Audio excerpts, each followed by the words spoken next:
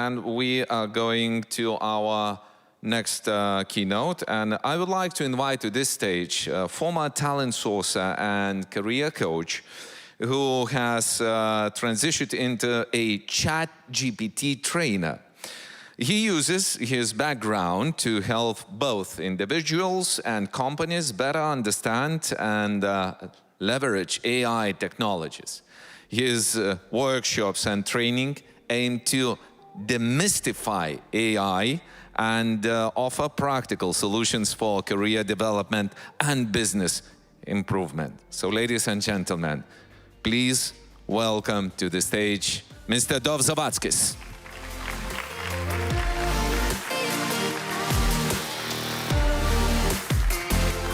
Hello, pleasure to meet you. A pleasure. How are you this morning? Is it only me or I'm getting some chills? So I think it's me. Okay. But yeah, it's the start of the day. I'm just checking if you're not ChatGPT, you're a real man. No, that's me. Okay. I don't have any clones of me yet. Okay, I have no doubt that you will have a lot of questions from audience and from our viewers. Let's see. Yeah. So I'm more than happy to answer any questions. Okay, the floor is yours. Thank you. So, good morning. Thank you so much for such an incredible keynote. And there were a lot of points that were so interesting to me because big data is kind of connected to ChatGPT to start with, right? So, today we're going to be talking about Befriend ChatGPT. And this is the quote that I saw about 4 or 5 years ago when I was attending a conference in London. It was a recruitment conference, and actually it shocked me. The main reason why it shocked me is because it's talking about not jobs, it's talking about careers. So for example, anyone in this room have been doing a lot of different things before what you're doing right now, and we have no idea what's coming, right? And for me, the only way to actually make it work in my head is to pivot, right? And this is a personal story because, as Roland has mentioned, for the last 10 years I've been working in recruitment. I was supporting recruitment teams internationally, finding the right and hard-to-find talent. I also was a career coach, and I still am. I've been launching communities for musicians. I've been a sourcing event organizer, speaker, volunteer, you name it. At the beginning of the year, I returned to Lithuania. Now I'm based in Lithuania. And at the beginning of the year, I had this idea that, hey, I think it's time for me to stay here. And that's when I found out about AI and ChatGPT, and I started diving into it. And I'm sorry to say, but ChatGPT is my best friend. And one of the main differences between ChatGPT and a real person, that they will never ghost you. Right? Think about it. It's really crazy, but that's reality, right? This is the phrase that kind of terrifies me in a way, but in reality, that's the reality. And actually, as of this week, I put it on my LinkedIn as a banner as well, because it's not about fearing and being afraid of technologies. It's about finding the way to make it work and working together. And this short session, it's all about that today. So my goal for this next 17 minutes is to trigger the curiosity that you would leave with some practical tips, that you would be able to go back to your just simple ChatGPT account. You don't need to have a premium enterprise model or anything else. And you would be able still to apply the information that you're getting. So just very quickly, that you would know what those 3 letters stand for. As Leila was mentioning, of course, for technology to be successful, it needs to have a lot of data, right? So it was trained on billions and billions of books and Wikipedia and internet and you name it. Now for me, the question is, would you trust, if you have a task, to do like a report or create something, would you trust information if your only source was Wikipedia? I want to see the hands. I'm not surprised, I don't see any hands. So you're either sleeping or you don't agree with my statement. I'm happy. Okay, so think about the ChatGPT as it might be actually hallucinating a little bit, right? And not a little bit, it depends on how you use it. So I hope that now I will see more hands who is using ChatGPT for their work? OK. We have maybe 2/3 of the room. Perfect. I hope that maybe by the end of the session, most of you will be interested in doing that. So I think that majority of you are not really sure what you're doing. This is just a statement. You can challenge me after that. And I believe that the biggest misconception about ChatGPT is that people are using it as it is Google. It's not Google. So what is the wrong way of using it? You have a question, and you go into ChatGPT, you open the window, you write, let's say, not even a question, write me a post for LinkedIn about all the challenges that project managers are facing, right? It will create a post. It will look awesome at the first glance, but it's going to be very basic. And those who know how ChatGPT works, they will be able to tell that actually you don't know what you're doing. As simple as that, right? Now, also, we need to remember that it doesn't really have, and we're talking about the free version, right? So first of all, it doesn't have connection to internet. So it cannot, like if you would be asking where is Bridge 2023 happening, it will not know because it doesn't have the real life data. And also, we need to remember that it was trained on old data. So just keep that in mind. And also, ChatGPT doesn't really have the memory. So, however, there's a but. It doesn't have a memory overall for you as a user. But when you go onto the interface, you will have a lot of chats that you can create, right? So now the difference is that each of those chats will have a memory about that specific conversation. So the way I'm using it, I have, I don't know, 40 maybe different conversations, and I have 40 different characters that I have in my phone that are doing very different things. And I'm going to show you how to do that yourself as well. So if I'm asking something about, let's say, a conference, because I'll show you a few slides later, and that's going to be referencing to a specific conversation, right? Now, if I would be asking that a character that's main purpose is to create edit text, it will not have anything. It will not be able to help me.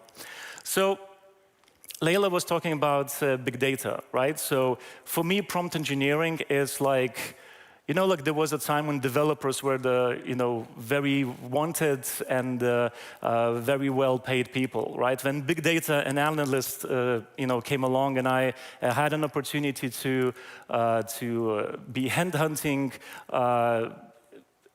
diverse big data analysts and machine learning specialists for one of the companies in London. I believe that prompt engineering right now is that buzzword that we see everywhere we go on LinkedIn.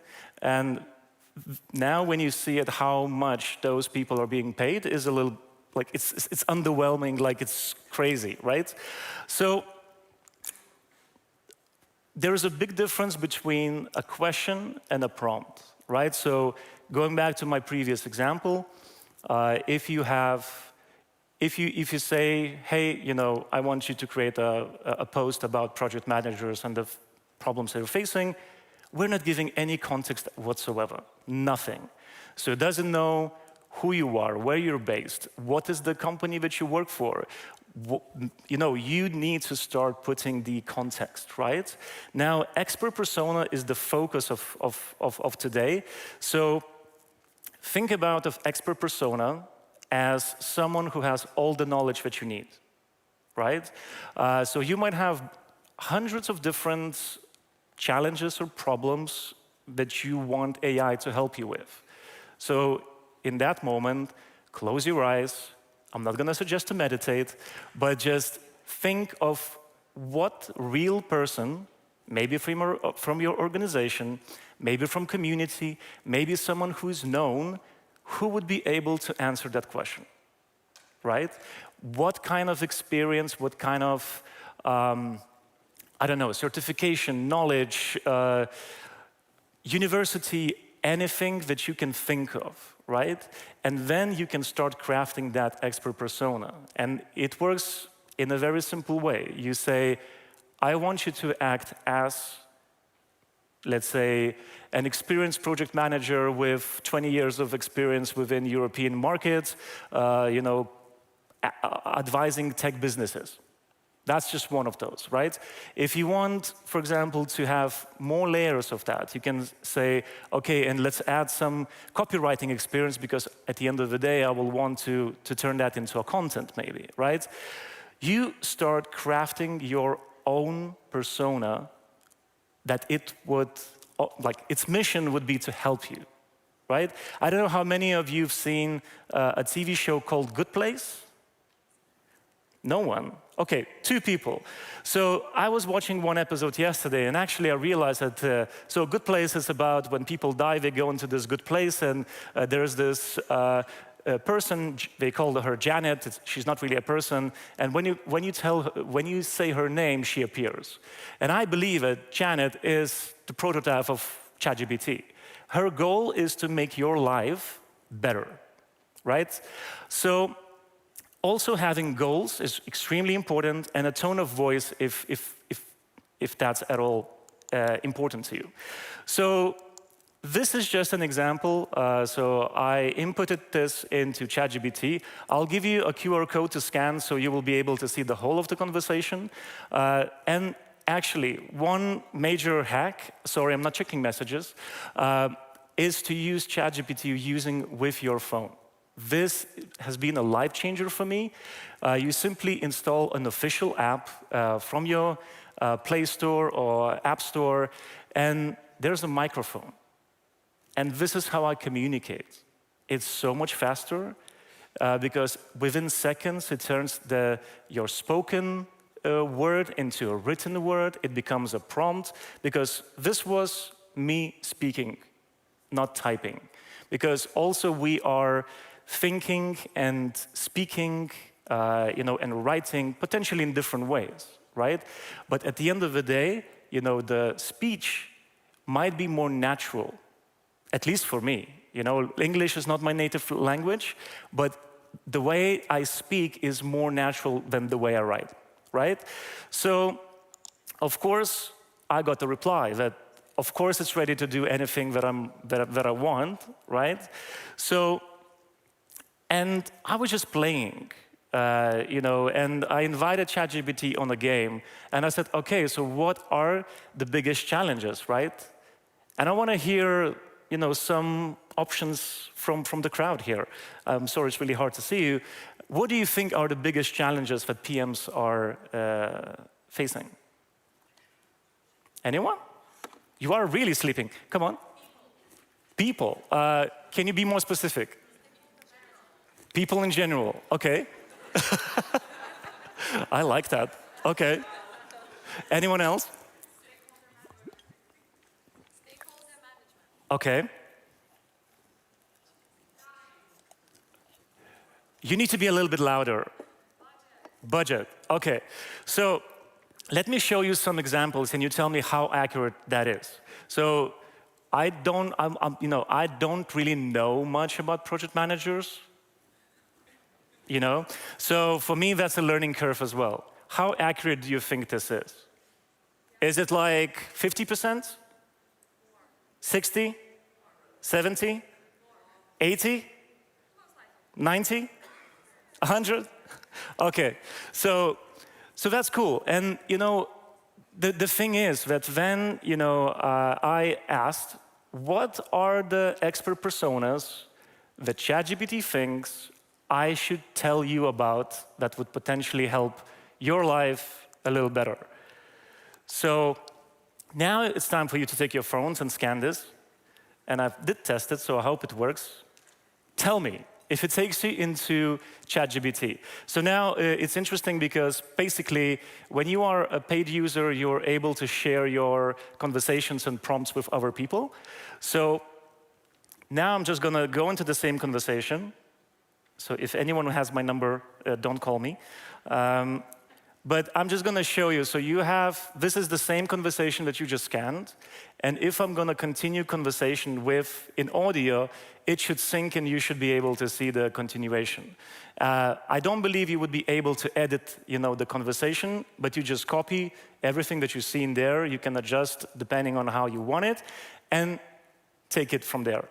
The cool part is that ChatGPT can, if you don't know how to use it, just ask. Because I have a prompt that creates all of my prompts. I'm sorry I'm not giving that away to you. That's my kind of secret sauce. But you just ask. Like if you have a, and I can show you an example. So I hope this is going to work. Can I just check so that do you see the title of the conversation? Does it say PM and PMO guidance? Okay, we're good. So let me demonstrate. So I just click on the, hey buddy, I need your help. So right now I'm speaking at the conference and everyone is looking at me and I want you to tell me more about a strategic visionary. You mentioned that it would be a very good expert persona. So how would we be able to build that and what are how would the prompt look like? This is just an example. So this was very short. Hopefully it works if there's a reception. Yeah, so it turned into a text. I know you don't see anything, but now I just submit it, right? It's still thinking, so now it's already giving me the information. Is it working for you? Oh, wow, you see? Technology, scary. And this is how it starts, right? So if I, and you see, I'm not even as detailed. Like, I didn't really say much, but if you scroll to the very beginning, there's a context, what we're talking about to begin with, right? So there's one slight issue with ChatGPT. You cannot search your prompts, and you cannot see the data timestamps. However, you can rename your conversations. There's a pencil. Please do that, because that's going to be the only way for you to navigate through your conversations much lighter. So, and this is how it works. So now you see a list of things, right? So whenever you see a bullet points or anything like that, you just say, okay, now I want you to focus on this. Now I want you to expand on that. On a free version, it breaks. You say, please continue. It will continue the conversation, and so on. So I want to show you quickly, because we have 3 minutes and a half. I think this is the shortest talk that I've ever did. These are just examples, and I'm taking all of these examples from the conversation that you already have in your hands. So you don't even need to take photos of these slides at all. But these are just some of the examples that it might help you in what you do. Sorry, I think I'm going too fast. So just to give you a heads up, we will not have Q&A right now, but I have this tiny table outside of the door with the monitor that shows photos. I will be there all day, so you can come and talk to me in person, and I will answer all the questions. So, as I said, think about before you go into any technology, like especially ChatGPT. Just simply think who can actually help you, who knows what what you're trying to achieve, and be clear. And also, I would say that one of the main reasons why I started, talking about Befriend AI and that ChatGPT is my friend, because I think that the way we communicate to ChatGPT specifically, I believe that we need to treat it as it's your virtual colleague. One of the main reasons for that is, A, your communication. It's not going to give you better outputs. There's no studies around that yet. However, a lot of teamwork is happening virtually, right? So you are jumping from one conversation to another, and what you really don't want to do is have a polite conversation with your colleague and then be nasty to a bot. Because you might make a mistake and one day be nasty to your colleague, right? This is just to protect yourself. But also, there's this joke that it's a bit crazy, but it's the beginning of a day, so I think you can take it. I saw this online that someone said, I chose to be friends and really be polite and say thank you and everything to my chat, because if AI is going to take over the world, I'll be at the end of his list.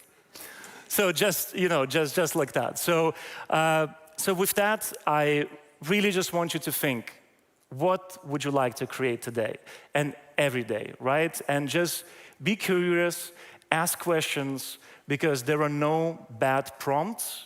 There are no bad outputs, only bad prompts, right?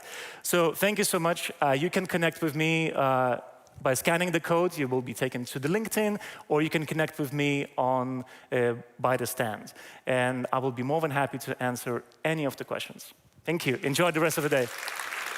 Thank you so much, Dov. Don't go just yet, because we still got like 20 seconds or something, and we've got some questions one from Lithuania, one from Latvia. So, sure. Amazing. Where do I start? Let's start with Latvia. Okay.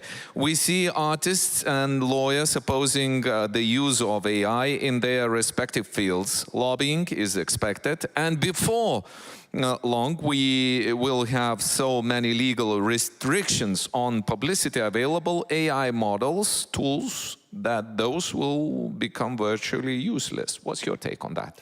Well, I think that, I didn't cover this in 20 minutes, but I think that copyright as a context might completely disappear.